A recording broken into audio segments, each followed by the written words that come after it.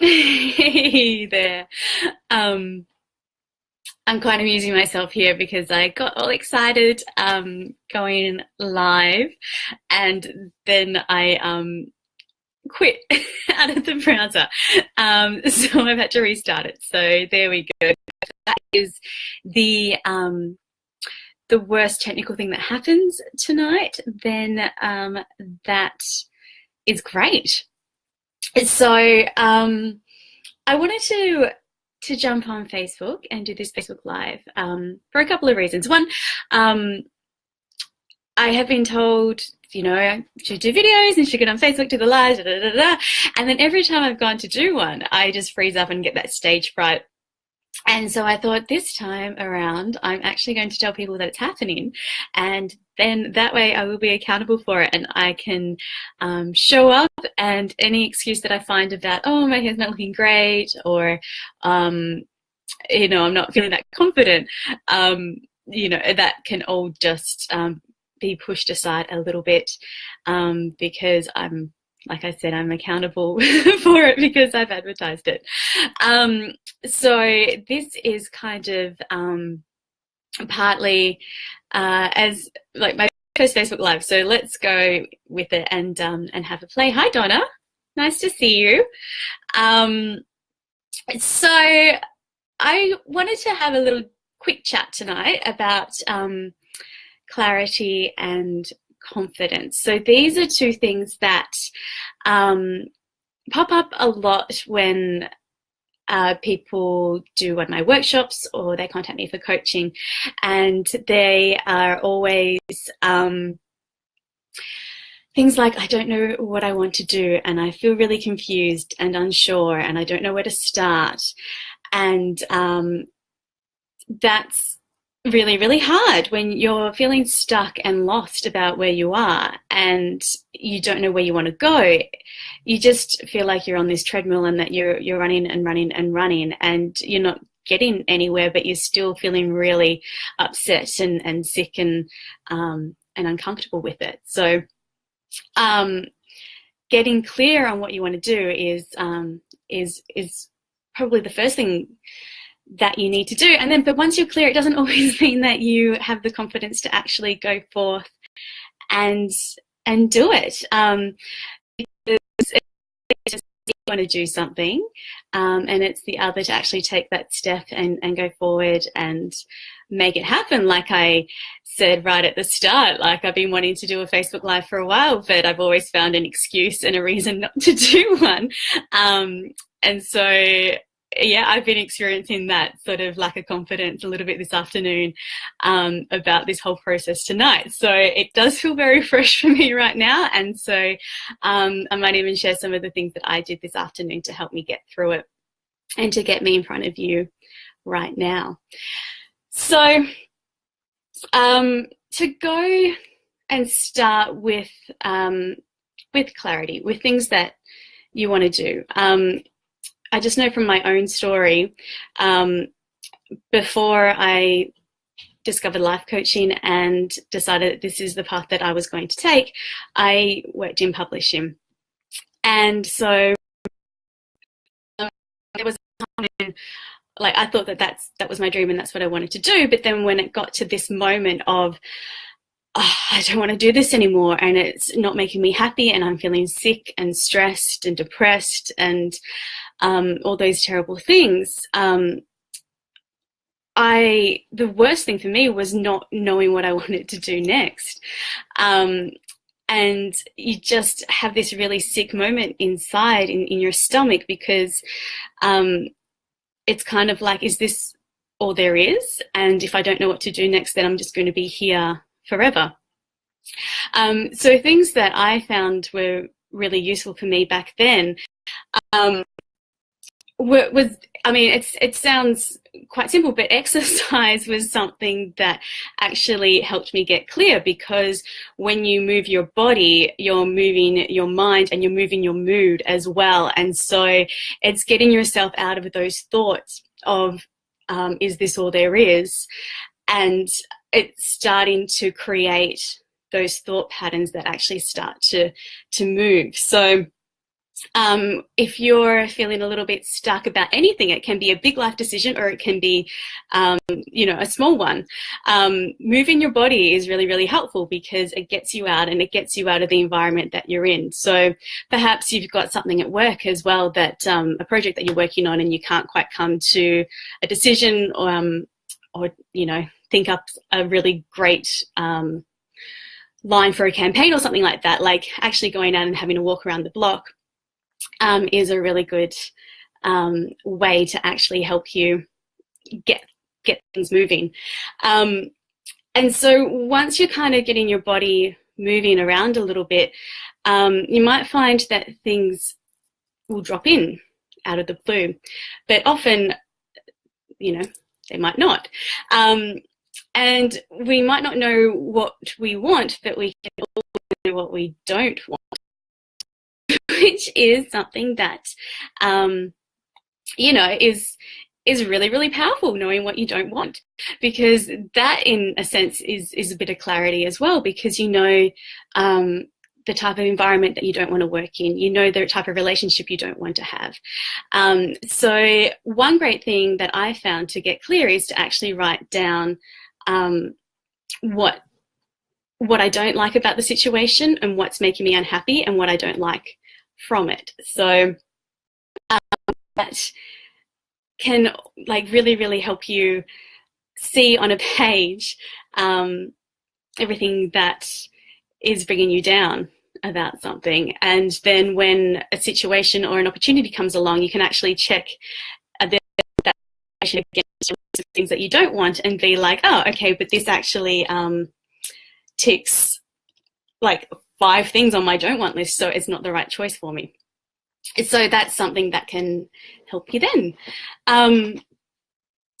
And once you have that list of things that you don't want, you can think about a time when you were your best self.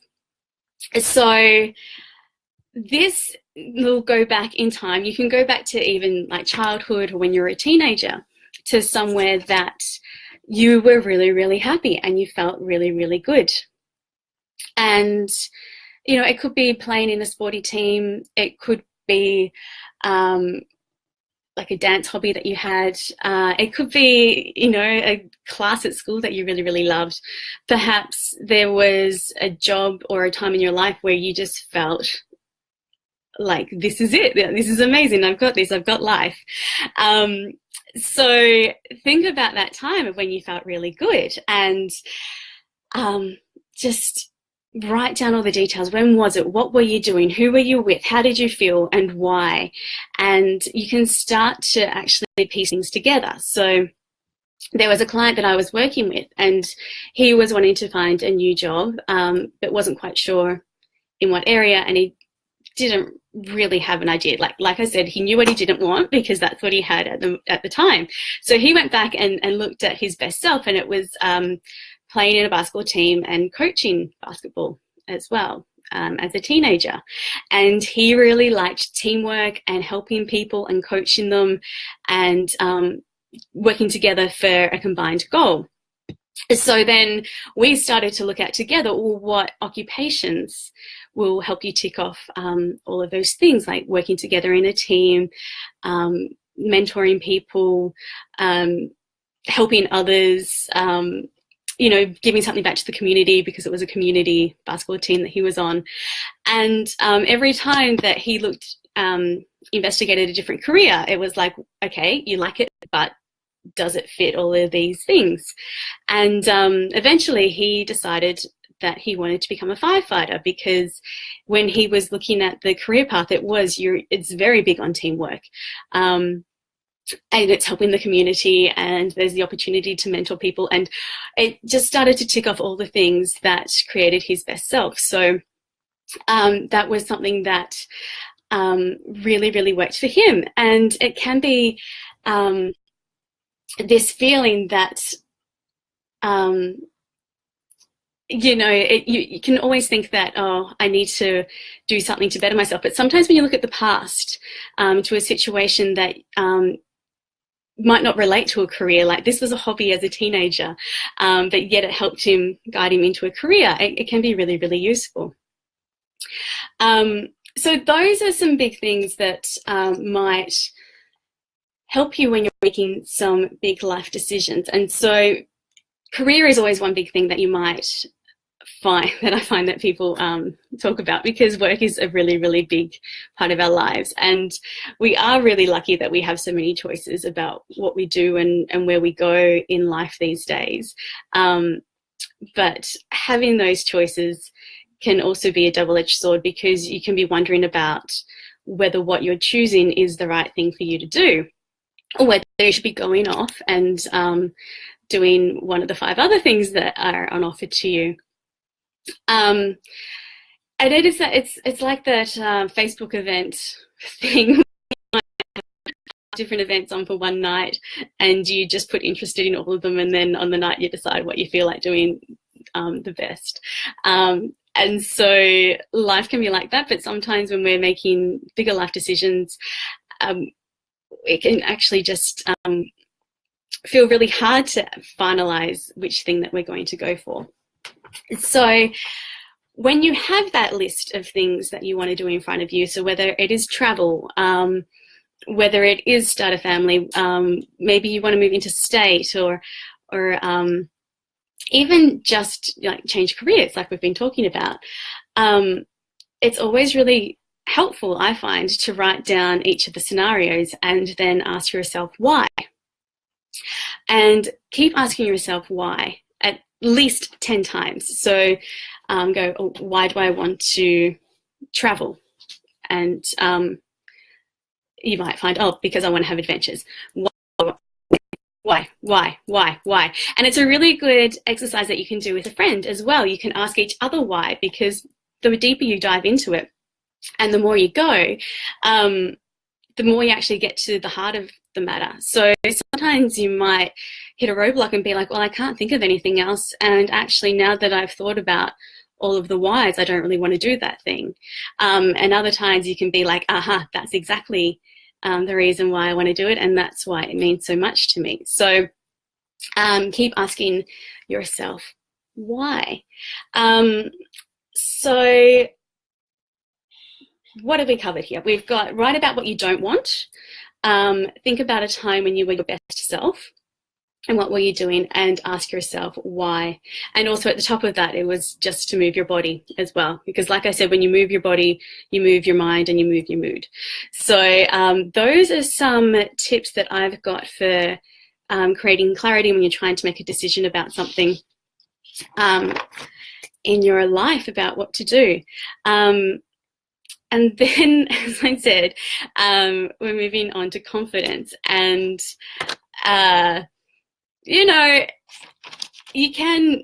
some people are confident people, but also it can also be a false bravado sometimes underneath there. They can mask it quite easily.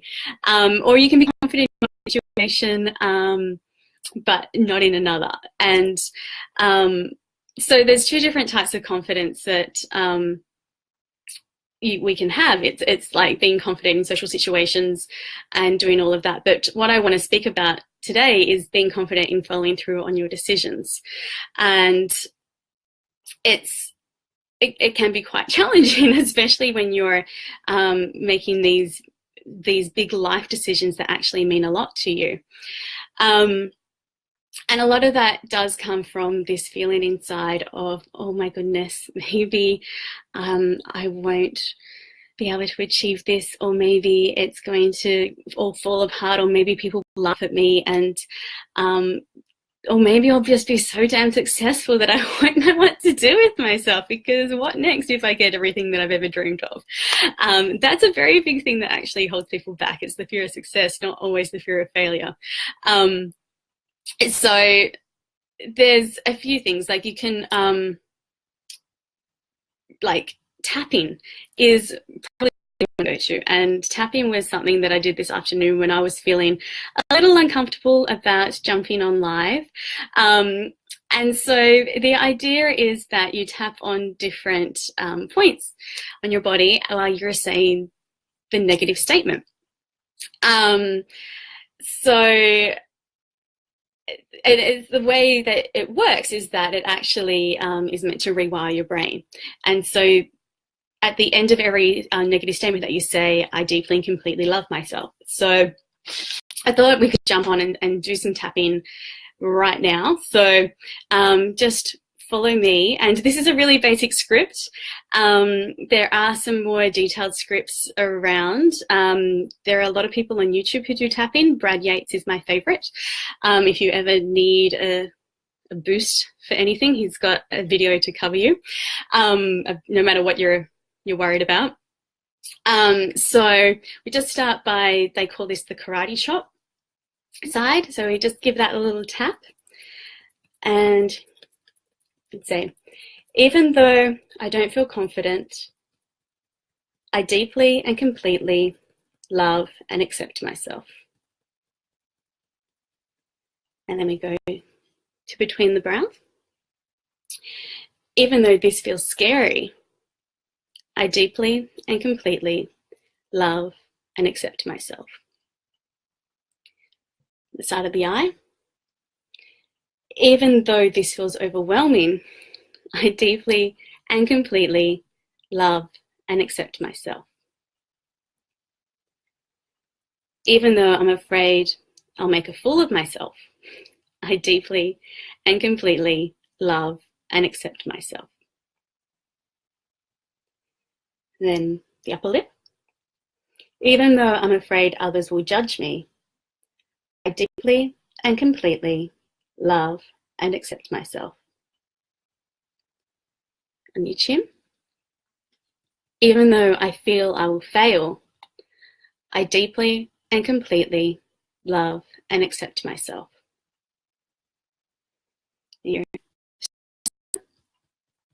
Even though this feels hard, I deeply and completely love and accept myself. And under the armpit, just around the bra line there, even though I don't feel good enough, I deeply and completely love and accept myself. And then on the top of the head, even though this situation makes me feel anxious, I deeply and completely love and accept myself. And then just take a deep breath.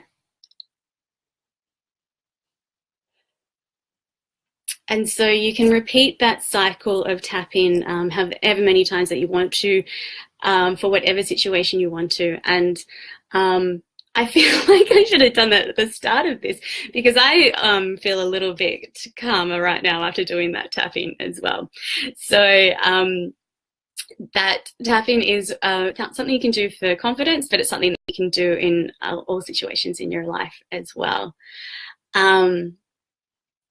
Another thing that can help you feel confident in something is to start to set yourself small challenges throughout the day, because oftentimes we have fear against something that we really, really want, and we start to convince ourselves that we can't do it.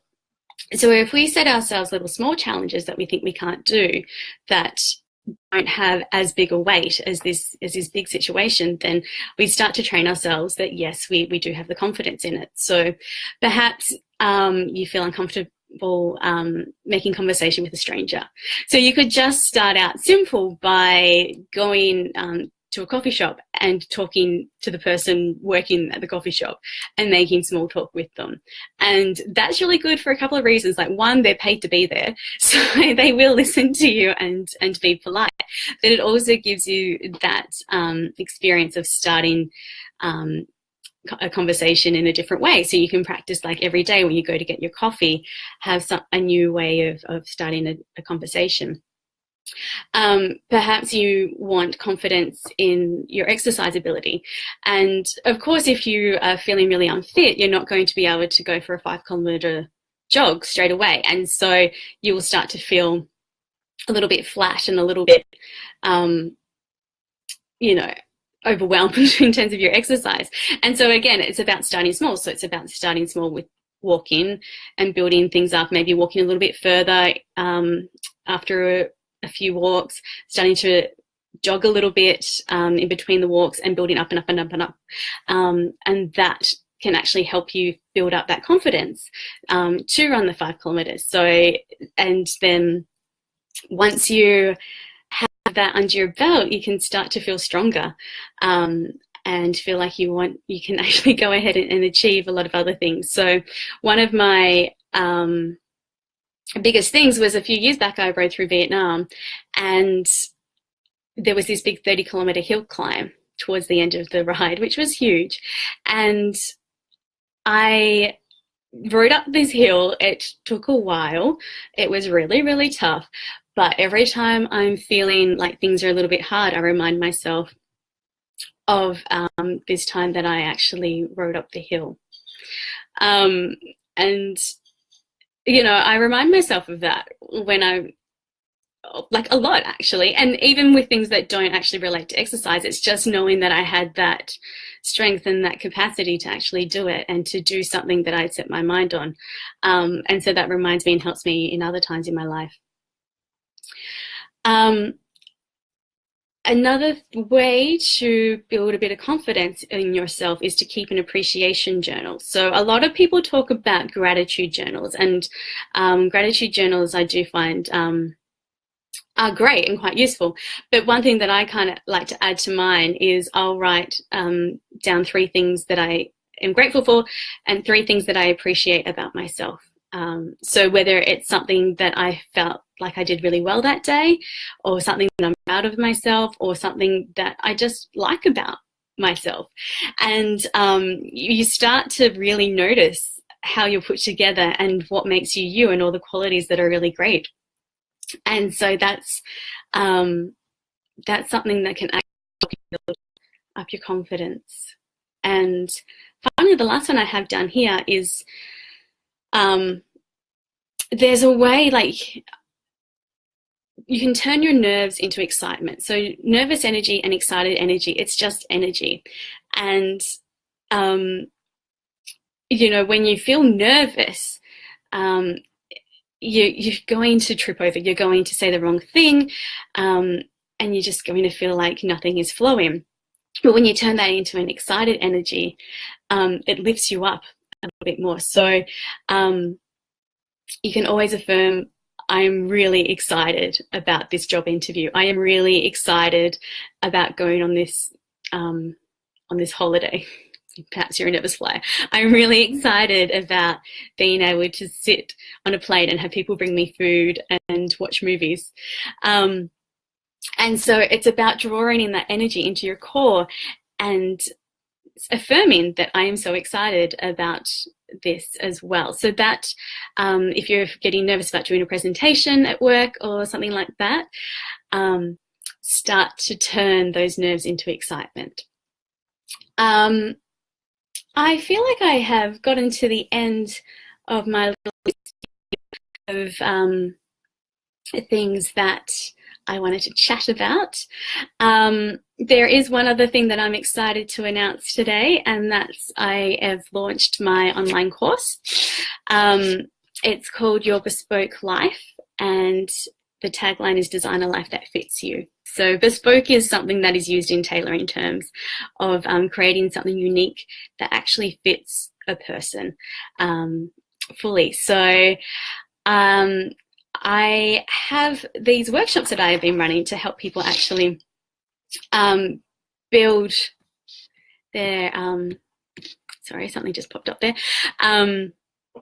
Yeah, and so I've done these workshops, and so I've actually decided to switch them online because I found that in person we didn't really get to go through things as deeply as I would have liked, and it's also really difficult because some people like to spend more time on particular activities as well. And so having it online, it means that everyone can focus on the things that they want to focus on, and perhaps one activity isn't really for them, and so they can move on quickly while the others are at home doing their own thing. So that begins on the 1st of May, and I've just opened up enrollments. I have 8 spots left, which is pretty exciting, and I'll put the link down the bottom of this video. So if you would like to join us in May, go through, read the page, read what it's all about. Feel free to send me a message if you have any questions, and hopefully I'll chat to you soon. Bye.